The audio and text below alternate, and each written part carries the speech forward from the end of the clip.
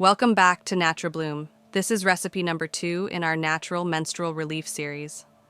If you haven't seen recipe number 1, where we used parsley infusion to soothe period cramps, be sure to check it out. Today, we're sharing a powerful herbal massage oil made with caraway seeds, olive oil, and white wine.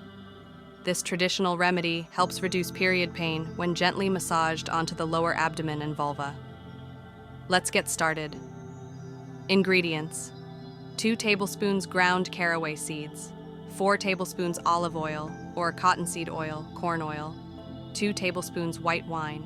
Note: olive oil is recommended for its anti-inflammatory properties. Preparation instructions: in a small pot, combine the ground caraway seeds, olive oil, and white wine. Simmer over low heat until the white wine has completely evaporated. This allows the caraway to infuse into the oil. Let the mixture cool. Strain through a fine cloth or filter to remove seed particles. Pour the infused oil into a dark-colored glass bottle to protect it from light. How to use: gently massage a small amount of the oil onto the lower abdomen and vulva during menstruation.